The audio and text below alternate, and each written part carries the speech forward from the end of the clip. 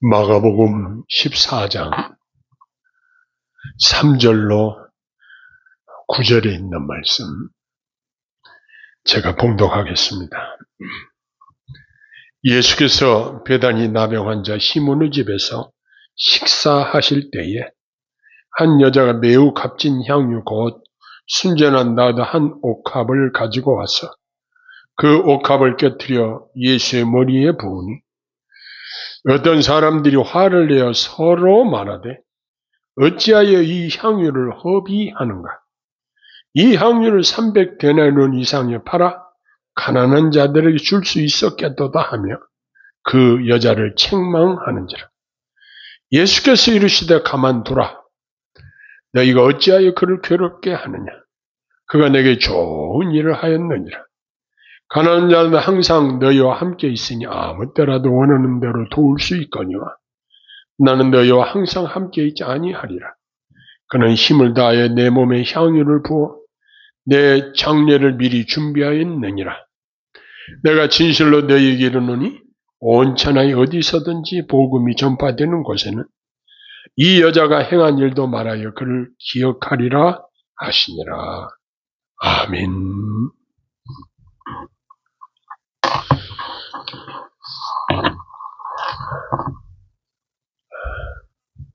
만일 누가 나를 계속 따라다니면서 나의 일거수일투족을 녹화해가지고 그것을 보관하고 있다고 한다면 우리 행동을 삼가 조심하게 행할 것입니다.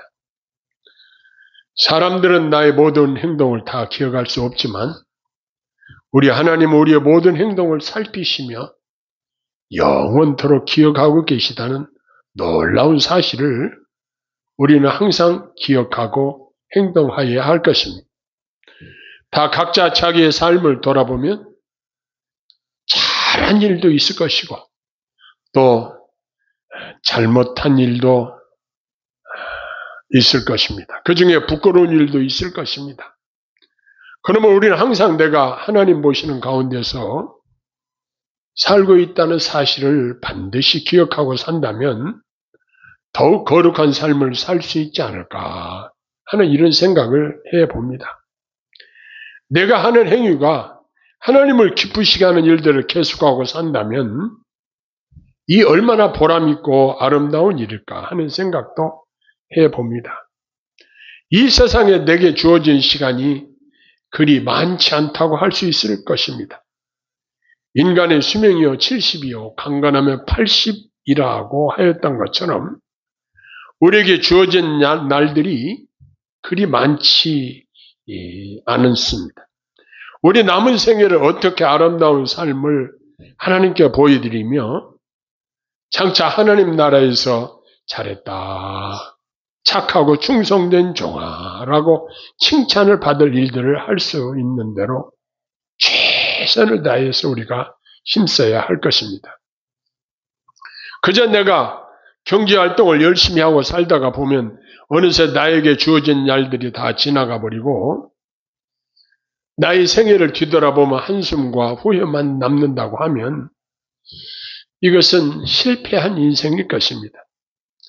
예수님 말씀에서 자신에게 아름다운 헌신 행위를 한 이 본문에 나타난 이 여인에게 대하여 칭찬하신 말씀을 생각해 보면 아마 예수님께서 하신 칭찬 중에서는 최고의 칭찬이 아니겠는가 이런 생각을 합니다. 무슨 칭찬이었나요?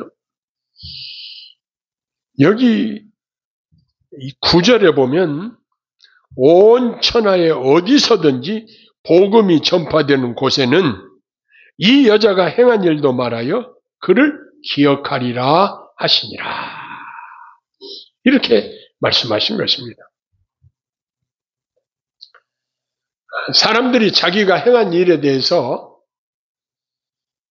많은 사람들이 이걸 알아주고 칭찬하고 좋게 평가를 하고 이렇게 한다면 얼마나 좋겠습니까? 그런데 예수님께서는 예수님께 향유를 부은 이 여인에 대해서 복음이 전파되는 곳에는 어디든지 온 천하에 어디서든지 이 여자가 행한 일도 사람들이 기억할 것이다. 이렇게 평가를 하고 계셨던 것입니다. 마태복음과 마가복음에는 예수님의 머리에 향유를 부었다 이렇게 기록이 되어 있고, 요한복음 12장 1절로 3절을 보면은 예수님의 발에 기름을 부은 것으로 나오고 있는데, 어디에 기름을 부었든지 아무튼 이 값비싼 향유를 예수님께 부어드렸다는 이 사실은 분명히 마태복음과 마가복음과 요한복음에 기록하고 있습니다. 마가는 예수님의 마지막 한 주간을 매우 상세하게 기록하고 있는 본문이 오늘 14장에 나오고 있는데, 순환주간의 첫날에 예수님께서 예루살렘에 입성하셔서 성전을 정결케 하시고 적대자들과 논쟁을 하시기도 하시며, 그리고 제자들을 향한 교훈을 하시기도 하시고, 이렇게 분주한 시간들을 보내셨습니다. 이렇게 지나온 예수님의 공생애를 이제 하나씩 정리하시는 단계로 행하신 것을 보게 됩니다. 그 중에 오늘 읽은 본문은 한 여인의 아름다운 헌신의 이야기가 기록되어 있습니다.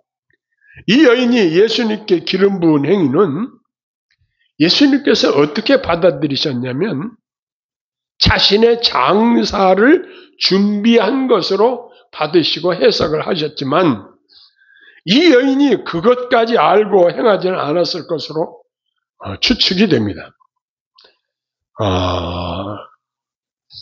하지만 분명한 것은 이 여인의 예수님에 대한 이 향유를 부은 이 행동은 예수님을 뜨겁게 사랑하는 마음을 가지고 헌신한 것은 분명한 사실입니다. 이 여인의 헌신에 대해서 몇 가지로 우리가 분석을 해보자면, 첫째는 전폭적 헌신의 표시였습니다. 이 여인이 예수님에게 부은 향유는 제자들이 값으로 얼른 환산해서 300데나리온이라고 그랬는데, 한 데나리온은 노동자 하루의 품삯입니다. 요즘 보통 하루 일당을 10만 원 잡고 잡부들 10만 원 잡아도 300일 일당이면 3천만 원 정도에 해당되는 금액이겠죠. 이건 상당히 큰 금액입니다. 여기 요한복음 12장 3절에 이 여인은 분명히 나사로의 누이인 마리아로 표기되어 있는데, 그는 가난한 서민으로 우리는 알고 있습니다. 따라서 그녀가 그토록 값진 향유를 부은 것은 가장 귀한 것으로 자신의 전부를 주님께 바치고자 하는 온전한 헌신의 표시였다는 사실이 분명합니다. 이 여인의 행동은 예수님의 제자 중에서 은 30에 예수님을 그 당시 종교 지도자들에게 팔아먹었던 가룟 유다의 행동과는 너무나도 대조적인 것이었습니다. 이 여인은 이처럼 전폭적인 헌신을 예수님께 드렸던 것입니다. 그런데 이 여인이 이렇게 예수님께 칭찬을 받고 전폭적인 헌신과 사랑을 예수님께 드렸는데, 요즘 어떤 의견이 나오면 다수결의 원칙에 의해서 많은 사람들이 의견이 옳은 것으로 알지만, 그러나 그 당시 가룟 유다를 비롯해서 예수님의 제자들 대부분은 이 여인을 책망한 것으로 나타납니다. 왜 책망을 했느냐? 야, 그거 값으로 따지면 3천만 원 정도 되는데 그거 팔아서 가난한 자들에게 구제하면 얼마나 좋았겠냐? 왜 그걸 예수님의 발에 부으냐? 예수님의 머리에 부으냐? 왜 그렇게 허비하냐? 라고 예수님의 제자들이 이구동성으로 뜻을 합해서 이 여인을 책망을 했습니다. 자, 이 여러 사람들이 이야기이기 때문에 그 이야기가 옳다고 주장할 수도 있습니다. 그러나 아무리 많은 사람들이 옳다고 주장했다고 할지라도 예수님의 판단과 일치되지 않는다고 한다면, 예수님의 판단과 다르다고 한다면 우리는 어느 편을 옳다고 해야 할 것입니까? 이 여자가 행한 일은 복음이 전파되는 곳에는 어디서든지 온 천하 사람들이 이 아름다운 헌신의 행위를 기억할 것이다. 이렇게 엄청난 칭찬을 받았습니다. 그러나 제자들의 생각은 달랐습니다. 제자들의 생각은 지극히 타산적이었습니다. 그러나 이 여인은 값을 따지지 않고 돈이 얼만가, 이것이 이렇게 아까운 것을 이렇게 허비하는구나, 이렇게 생각하지 않고 아낌없이 예수님께 이 향유 한 옥합을 부어드렸던 것입니다. 이게 바로 전폭적인 헌신의 표시였다는 사실입니다. 우리가 주님을 섬기는데 어떤 사람들은 적당히 해, 이렇게 말하는 사람들이 있습니다. 그러나 적당히가 얼마나 적당히, 이 표준이 어디에 있겠습니까? 주님은 나를 위해서 피 흘리고 목숨까지 나를 위해서 내어주셨는데 그분을 향한 우리의 헌신이 얼마나 어떻게 해도 거기에 미치지는 못할 것입니다. 지금 마리아는 자기 오빠 나사로가 죽었을 때에 장사 지낸 지 나흘이나 돼서 시신에서 냄새가 나고 도무지 불가능한 상황 속에서도 예수님께서 그 가정에 오셔서 무덤 앞에 가셔서 나사로야 나오너라 말씀으로 죽은 나사로를 살려주신 이 은혜를 기억하고 있었을 것입니다.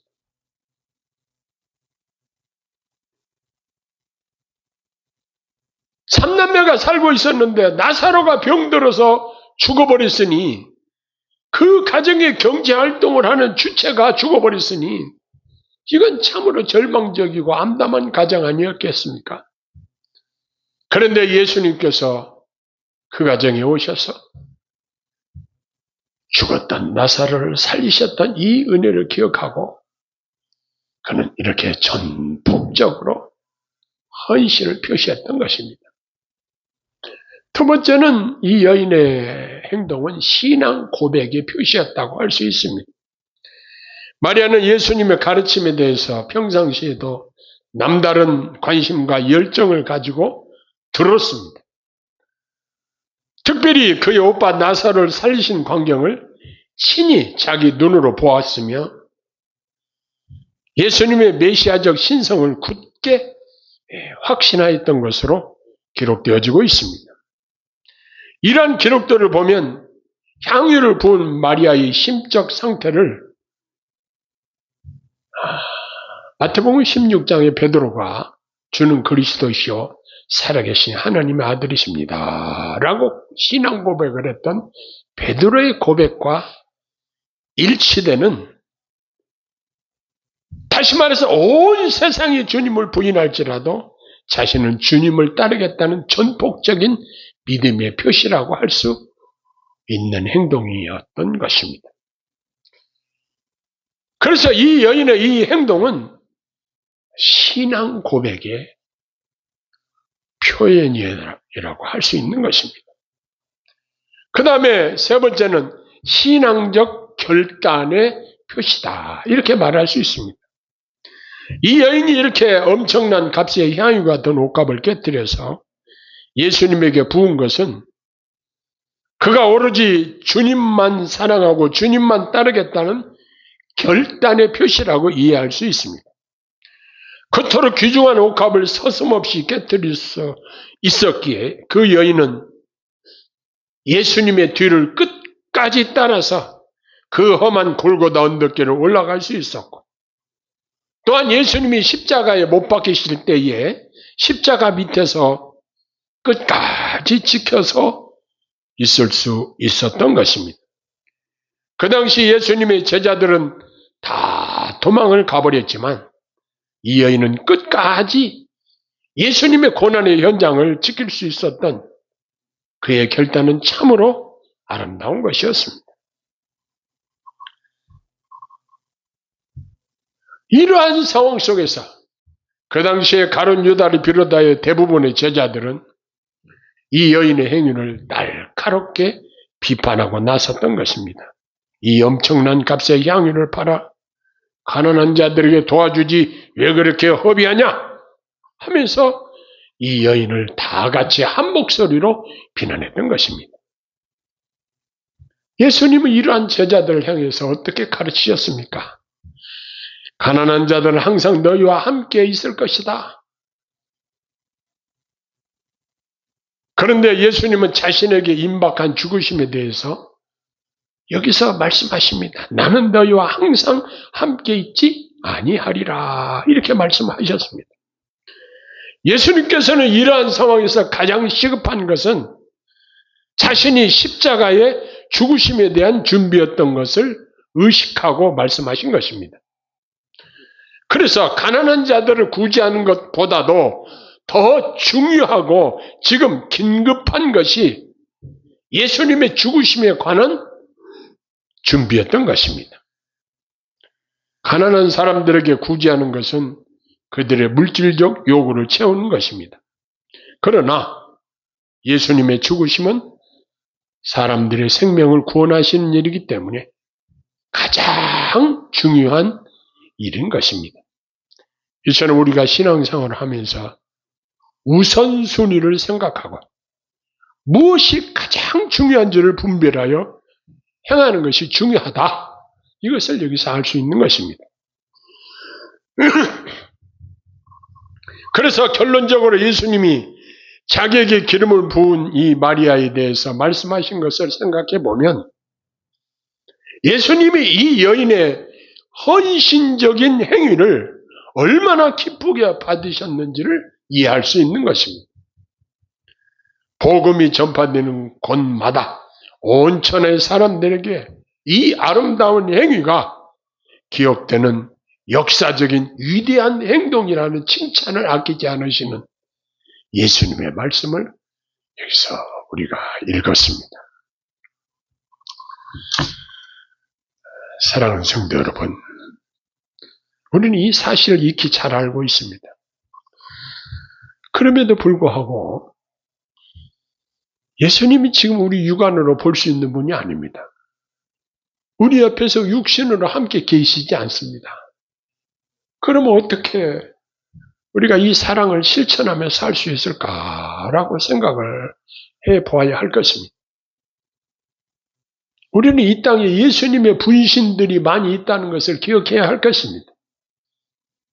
예수 그리스도를 구주로 믿고 받아들이고 그분을 따르는 수많은 지체들이 우리 주변에 있다는 사실을 우리는 기억해야 할 것입니다. 자, 저와 여러분들에게 주어진 날이 그리 많지 않다고 생각이 됩니다. 언제 주님이 우리를 부르실지 우리는 모릅니다. 우리 예수님은 우리의 눈에 보이지 않기 때문에 직접 주님께 아름다운 헌신의 행위를 할 수는 없습니다. 그러나 우리 주변에는 아까 말씀드린 대로 예수님을 믿는 많은 지체들이 있습니다. 우리는 그들을 대할 때에 예수님께 하듯이 그분들을 잘 섬겨야 할 것입니다. 그분들에게 사랑을 힘을 다하여 잘 섬기는 것, 바로 이러한 우리의 삶을 우리 주님이 아주 기쁘게 받으신다는 사실입니다. 한 가지 한 가지 내가 할 수 있는 아름다운 일들을 구체적으로 계획하고 실천에 옮겨야 할 것입니다.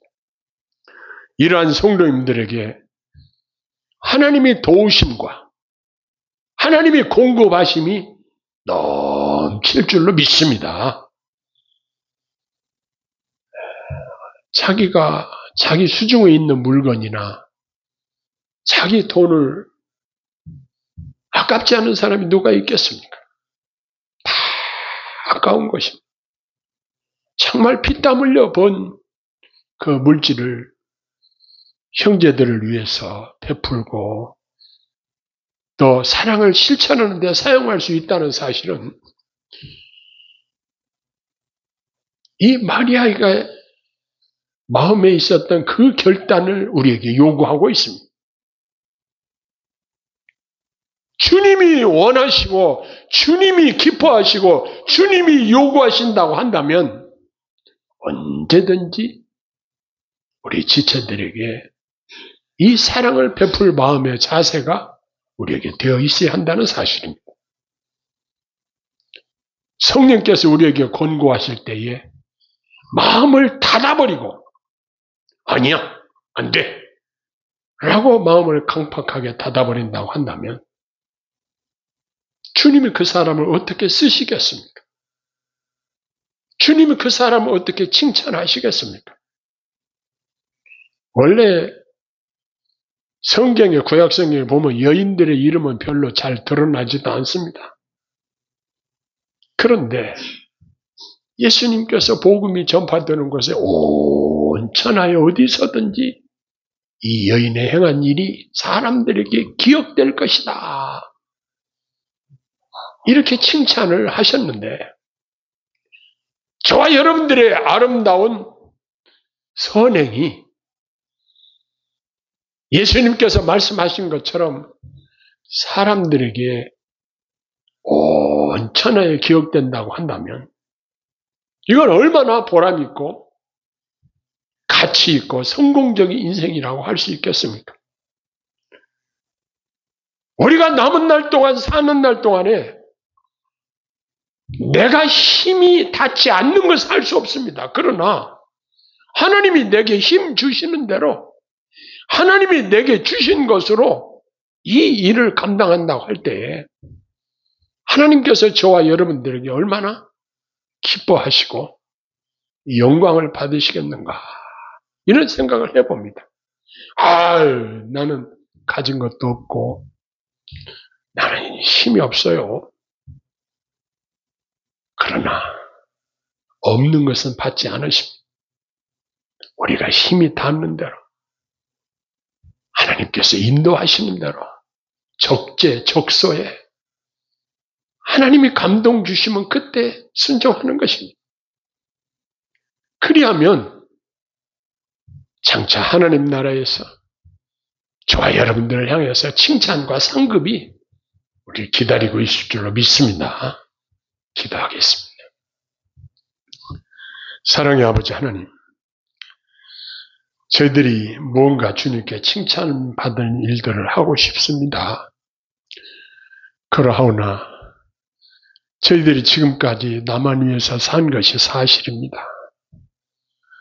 성령께서 우리에게 권고하시고 성령께서 감동 주시고 기회 주시고 말씀하실 때에 마음을 강팍하게 하지 않게 하시고 마음을 순종하여 이 선행을 잘 감당할 수 있도록 도와주시옵소서. 그래서 주님 앞에 우리가 섰을 때에 주님 앞에 칭찬받는 우리 지체들이 다 될 수 있도록 복을 내려 주시옵소서. 예수님 이름으로 간절히 기도합니다. 아멘.